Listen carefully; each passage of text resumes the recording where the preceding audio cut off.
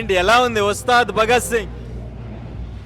Cinema title start అయిన దగ్గర నుంచి పవన్ కళ్యాణ్, దాని తర్వాత ఏం జరుగుతుందో పవన్ కళ్యాణ్, ఏం జరగబోతుందో పవన్ కళ్యాణ్, ఆ తర్వాత screenplay Pawan Kalyan, scenes Pawan Kalyan, ఇంటర్వ్యూలు పవన్ కళ్యాణ్, మొత్తం పవన్ కళ్యాణే, మొత్తం పవన్ కళ్యాణే. ఇది మెగా నామ సంవత్సరం అంతే.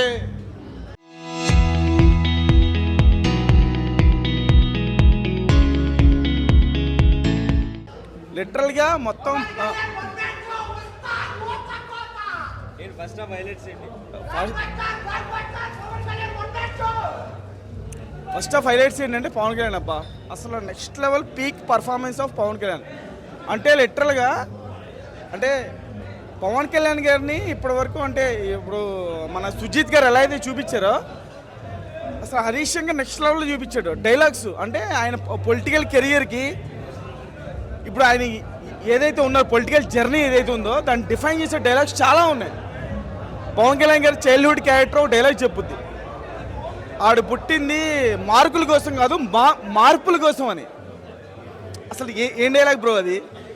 అంటే ఆడు పుట్టింది మార్కుల కోసం కాదు మార్పుల కోసం అని. అసలు మెంటల్ వచ్చేసిన డైలాగ్కి.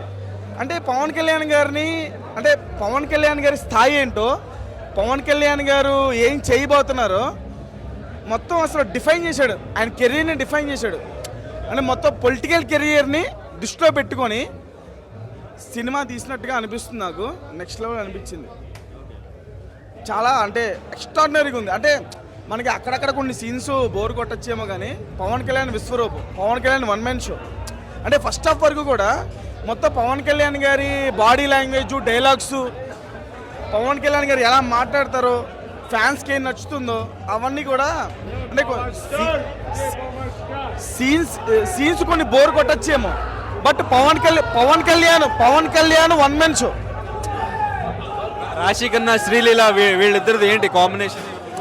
రాశి కన్నా శ్రీలీల ఏం కనిపించరు. పవన్ కళ్యాణ్ ఉన్నప్పుడు ఎవరు కనిపించరు బేసిక్గా చెప్పాలంటే. బట్ తేరీ లైనే తీసుకున్నాడంట, తేరీ లైనే తీసుకున్నాడంట. సంబంధం లేదు అసలు, నిజంగా అస్సలు లేదు. 1% కూడా లేదు, 1% కూడా లేదు. తెరి ఏదైతే రీమేక్ అన్నో దానికి 1% కూడా సంబంధం లేదు. హరీష్ శంకర్ గారు ఏదైతే అనుకున్నారో పవన్ కళ్యాణ్ గారిని ఎలా చూపించాలనుకున్నారో దానికి 100 రెట్లు న్యాయం చేశారు. Pawan Kalyan performance, dialogues, body language ఇవే కనిపిస్తాయి. అంటే మిగతా క్యారెక్టర్స్ని పవన్ కళ్యాణ్ గారి క్యారెక్టర్ డామినేట్ చేసేసింది, అదే చెప్పాలి. ఫస్ట్ హాఫ్ వరకు అంటే కొంచెం లాగ్ అనిపించవచ్చు వాస్తవంగా. మన బజ్ లేదు, హైప్ లేదు అన్నారు కదా, సో మరి ఇప్పుడు ఈ షో చూసిన తర్వాత మొత్తం కూడా చేంజ్ అవుతుందా? పవన్ కళ్యాణ్ దిగిన తర్వాత హైప్ అదే వస్తుంది. సినిమా ఇదే అంటే ఏదో వచ్చింది, ఏదో దురంధర్ 2 వచ్చింది, ఆ 2 వచ్చింది, ఈ 2 వచ్చింది అని చెప్పేసి అంటున్నారు. కానీ ఒక్కసారి కళ్యాణ్ బాబు దిగిన తర్వాత ఏ 2 లేదు, ఏ దురంధర్ లేదు, ఏమీ లేదు. ఆయనకి హిట్ టాక్ పడితే వాడు ఎవడైనా సరే సైడ్ ట్రాక్ వెళ్ళిపోవాల్సిందే. అంటే ఫస్ట్ హాఫ్ వరకు చెప్తున్నా నేను, పీక్ పవన్ కళ్యాణ్ విశ్వరూపం, పీక్ పవన్ కళ్యాణ్ విశ్వరూపం అంతే.